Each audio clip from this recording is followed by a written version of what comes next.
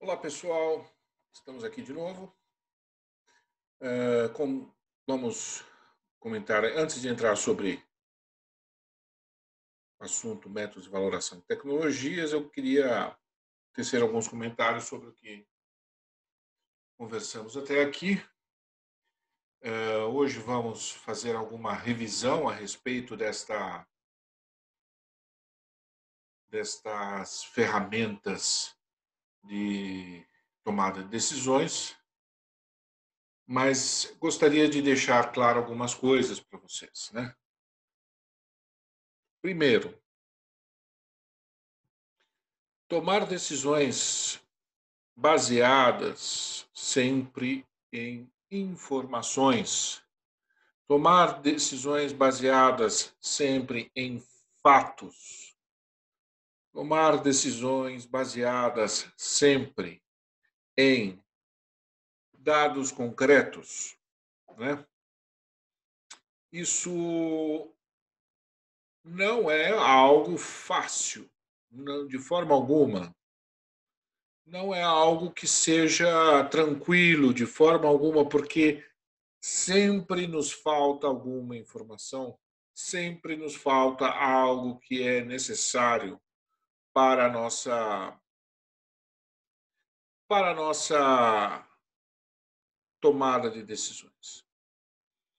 Então, vejam, é por isso que existem estes sistemas de informações corporativos gigantescos, né?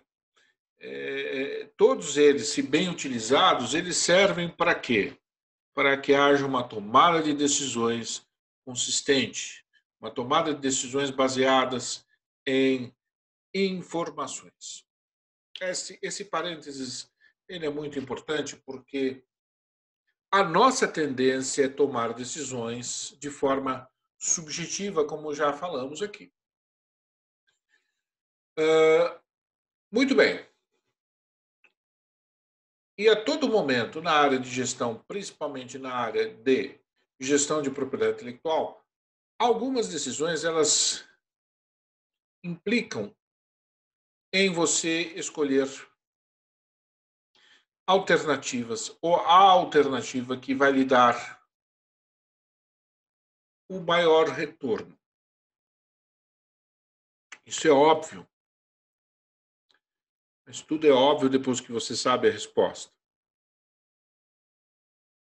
As alternativas, elas têm que ser levantadas de uma forma muito tranquila e com a mente muito aberta.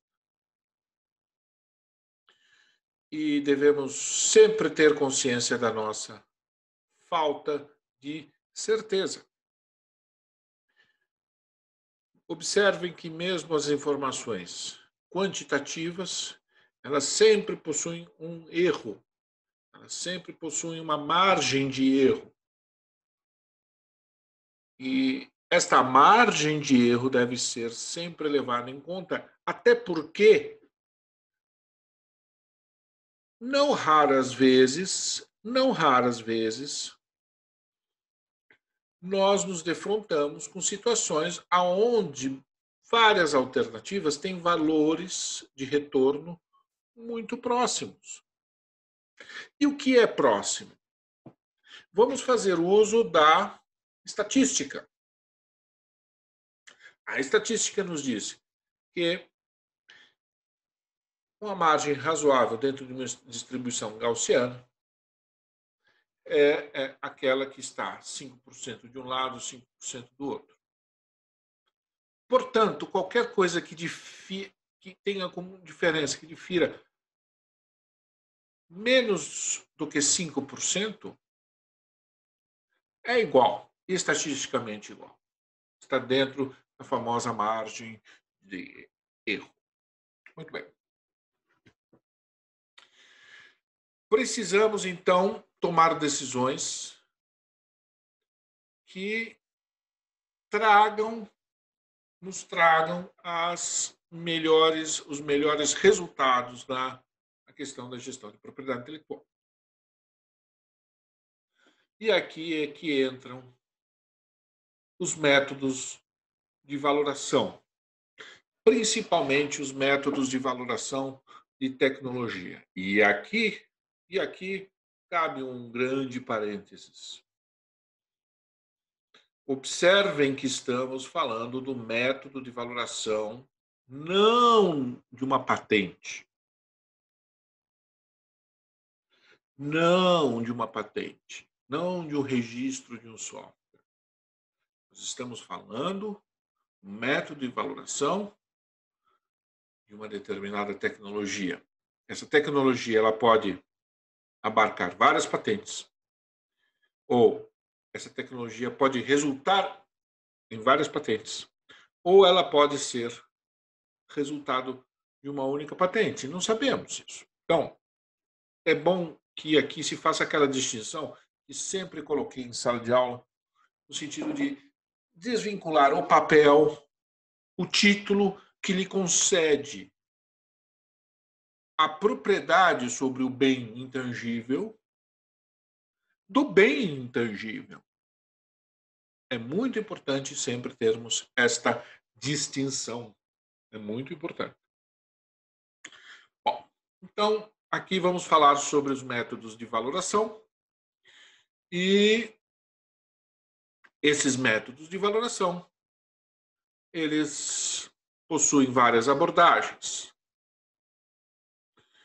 As três principais são mercado, a receita oferida ou uma abordagem voltada a custo. Mas observe que não existem métodos rígidos nem métodos exatos. E, parafraseando Aristóteles, uma mente bem educada não é aquela que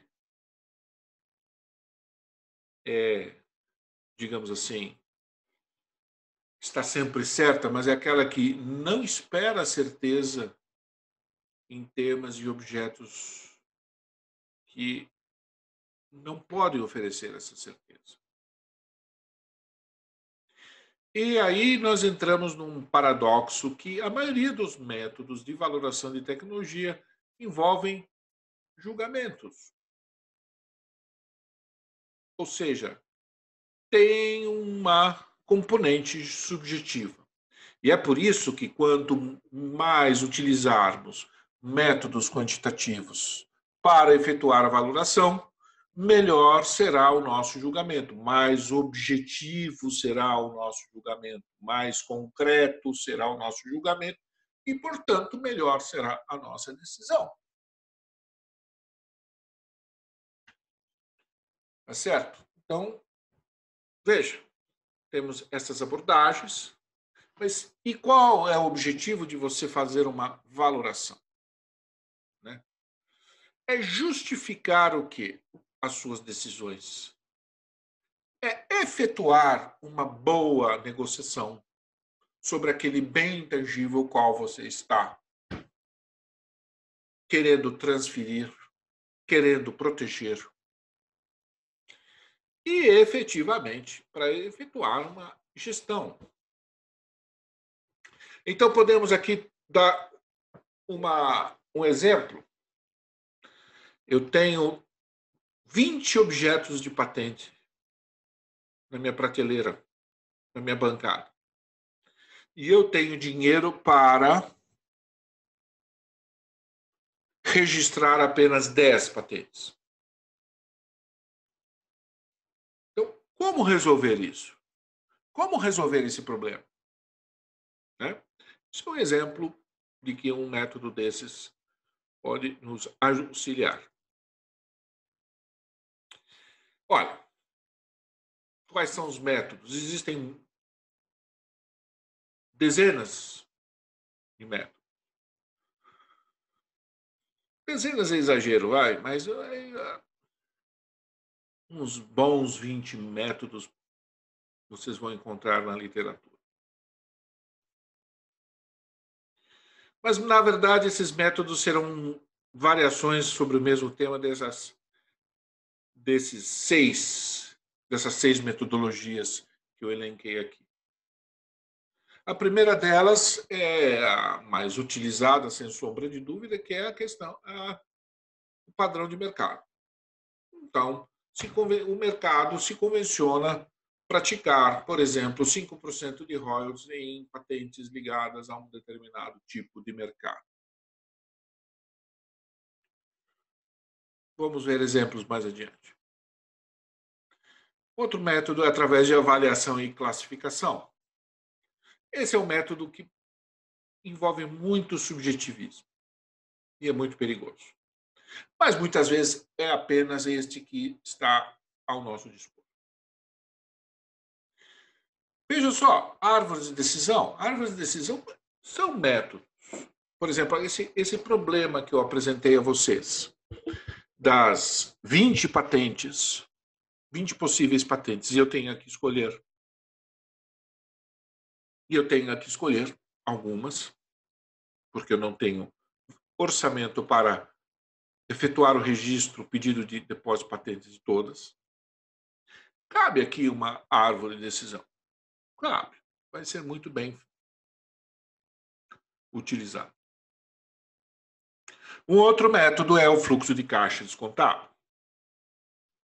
O fluxo de caixa descontado já é um método que envolve uma certa contabilidade, é uma junção de contabilidade, matemática financeira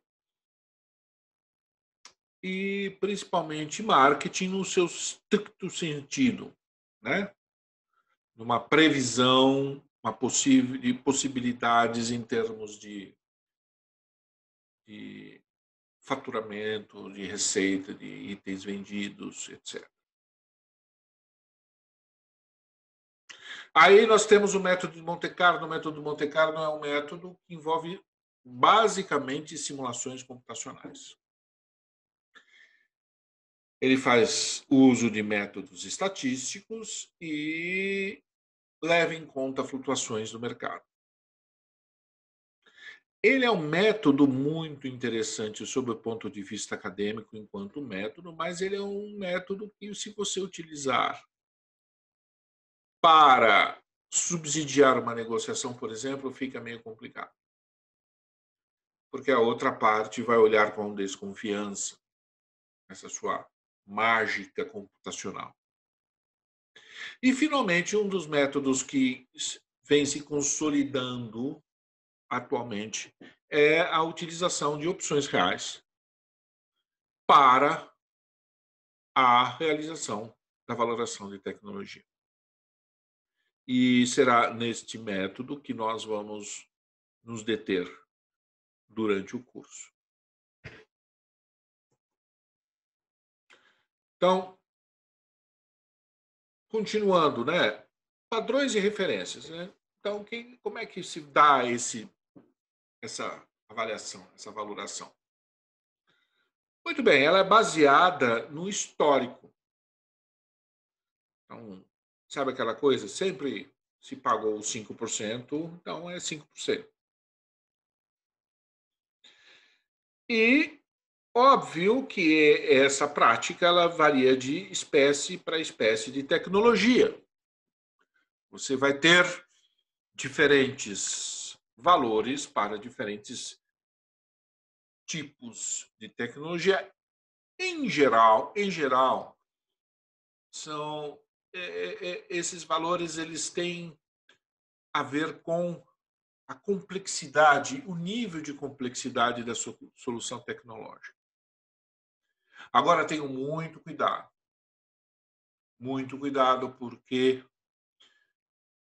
veremos essa questão da tecnologia e veremos que um objeto complexo ele pode ser um conjunto de soluções tecnológicas de baixa complexidade. E cada uma dessas soluções, como vimos, é passível de serem protegidas, de serem patenteadas. Muito bem. Voltando. Então, esses padrões de referências vão ser baseados no quê? Em dados históricos. E aonde você vai buscar esses dados históricos? No caso aqui do Brasil, no INPI, por exemplo. Por quê? Porque a maioria dos contratos, se não a totalidade dos contratos, de transferência de tecnologia devem ser registrados no INPI.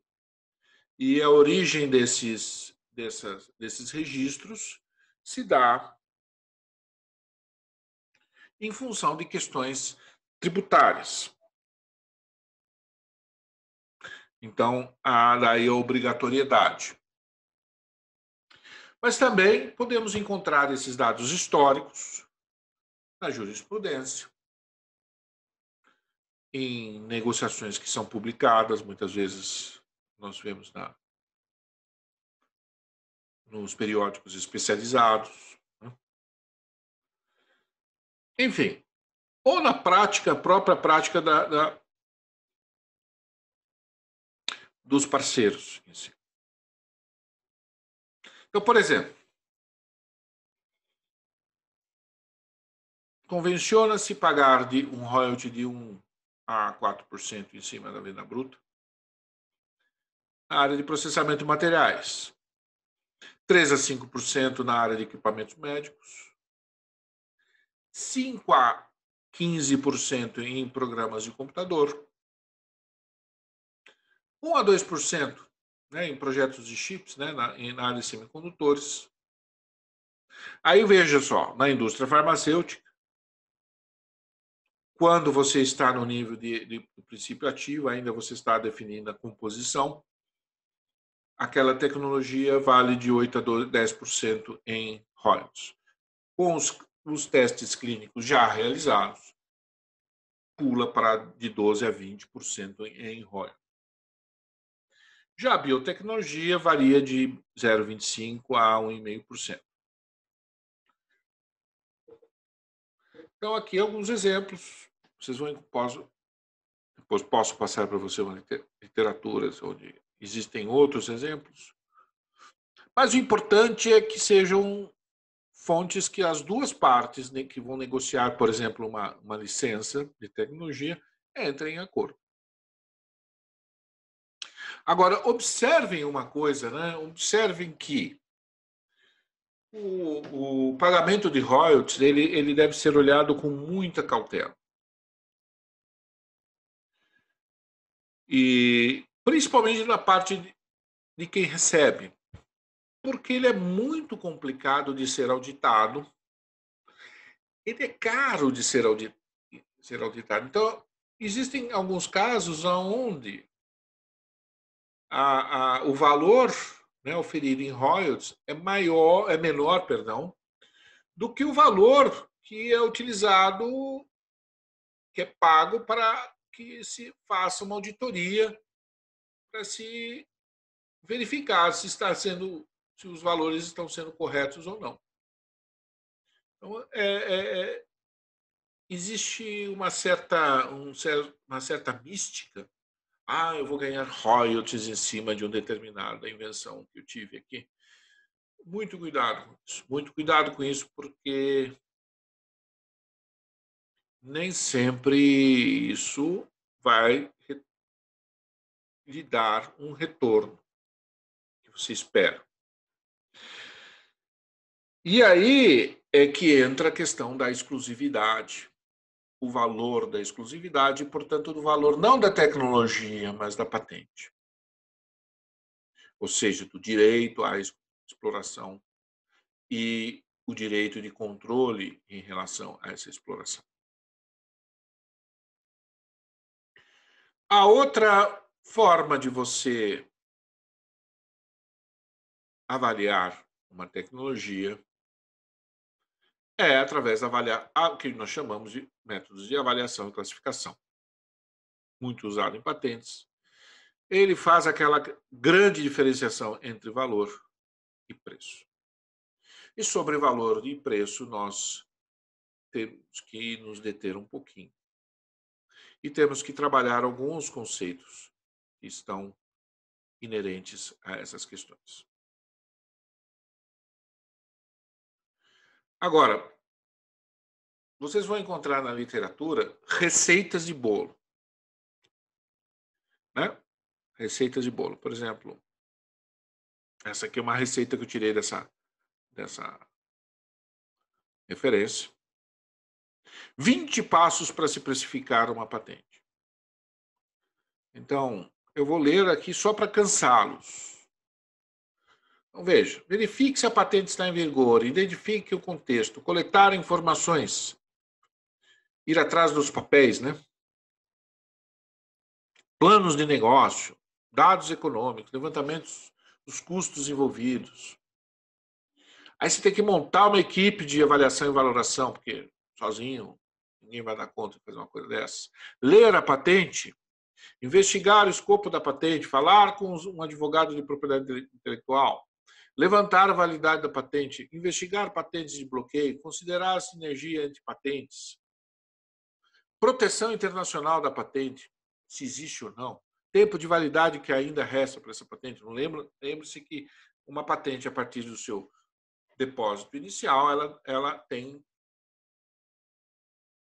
uma proteção por 20 anos. Então, quanto tempo falta? Analisar os royalties anteriores pagos para essa patente. Essa patente já foi negociada para outros players. Quanto foi pago? Ver se existe algum litígio por trás dessa patente, se alguém está requerendo nulidade. E por aí vai. Identificar qual é a próxima melhor tecnologia. Será que você já não está brigando por uma coisa que já está ultrapassada, está obsoleta? E ver qual é a curva de demanda para esse item patenteado. Será que o mercado já não está entrando em declínio? Está em ascensão? Está estagnado? Você tem demanda reprimida? Aí você pensar no lucro máximo que você vai obter nessa patente. Né? Melhor dizendo, qual é a máxima vantagem competitiva que você vai ter em relação a ter essa exclusividade em mãos?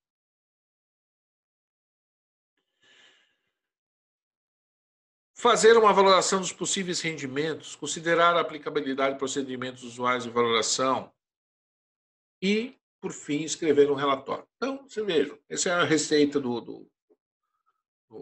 né, ele coloca uma curva de preço, oferta e procura. E vocês podem ver que é muito bonito, mas na prática é complicado. O que é importante aqui ressaltar para vocês? Que, primeiro, existem muitas outras abordagens, mais objetivas, mais quantitativas. É importante que os dois lados adotem o mesmo critério de avaliação. Não adianta eu ter um valor e a outra parte ter outro valor no sentido subjetivo, e chegarmos em valores diferentes que os dois nunca vão concordar porque estão se baseando em critérios distintos. E o mais importante é que, na hora de você for negociar, isso não é um mercado persa. Essa negociação tem que ser feita baseada na transparência entre as partes. Porque eu sempre digo que uma transferência, uma licença de tecnologia, ela envolve quase que um casamento. Tudo bem que é um casamento com data marcada para terminar, mas envolve uma relação entre pessoas, porque existe uma troca não só de informações, mas de conhecimento. As pessoas, quem está licenciando, quem está sendo licenciado, vão ter que... A patente só não basta, existe toda uma transferência de know-how. E isso envolve conflitos, envolve egos, envolve problemas sem fim. E que, se você não começou o seu processo de uma forma boa, ou seja, esse processo de avaliação e precificação de uma forma boa para os dois, que os dois, nenhum dos dois se sentiu lesado, se você não fizer dessa forma transparente, certamente você vai ter problemas lá na frente. E aquelas máximas populares, o barato sai caro, o caro sai barato, e é confusão na cena. Então, o importante é que exista essa, essa transparência. Certo? Aqui, só para terminar essa nossa conversa, voltamos à nossa grande e querida árvore de decisão. E aqui eu volto a insistir no nosso exercício, né? Como argumentar que uma determinada patente só pode ser registrada? Objeto de patente só pode ser registrado se valer a pena economicamente. Então, eu gostaria que vocês traduzissem numa árvore de decisão essa grande questão, para que nós possamos discutir um pouquinho mais a respeito disso. Lembrando que o ramo de eventos, que é onde tem essa bolinha, né? Porque são aquelas alternativas, aquelas possibilidades as quais você não tem controle, entra o conceito do valor médio esperado. E essa é uma das junções entre estatística, porque este é um conceito estatístico. Este é um conceito estatístico. E a tomada de decisões. Então, esta é a forma quantitativa de você tratar do inesperado. Certo? Agora, existem aquelas alternativas que não são esperadas. Essa pandemia, por exemplo, ninguém esperava por uma coisa dessas. E certamente alguns negócios, alguns produtos sofreram um grande impacto em relação a isso que está acontecendo agora. Mas aí é uma outra história. Aí é o que os advogados chamam da teoria da imprevisibilidade, da imprevisão. Certo? Quando não há imprevisibilidade, quando as coisas estão no papel, você usa aqui, né, o nosso exercício. Você usa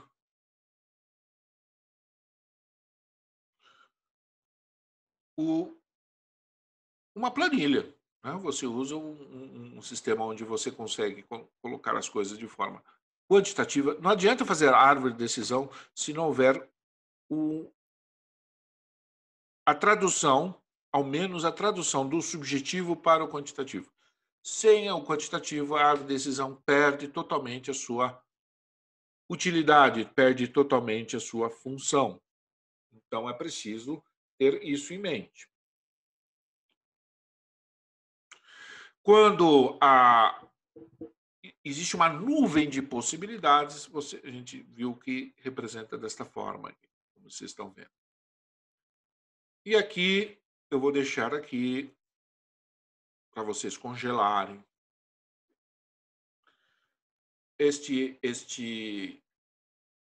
um outro exercício para a árvore de decisão. Um exercício tranquilo. Não se assustem com o texto longo. E espero que vocês resolvam ele. Se começar a ficar uma coisa muito complexa, é porque vocês estão errando. E aí voltaremos a conversar onde eu trarei a vocês a solução deste problema. Então, pessoal, até a próxima, até nossa próxima conversa. Espero que vocês estejam bem e que façamos em breve a nossa videoconferência para tirarmos dúvidas e conversarmos. Aí depois no grupo a gente conversa. Vamos tentar fazer isso numa sexta-feira, nessa sexta-feira agora. Podemos usar o Zoom, como podemos usar o Hangouts. Aí vocês escolhem. Tá bom? Tchau, tchau, pessoal. Um abraço.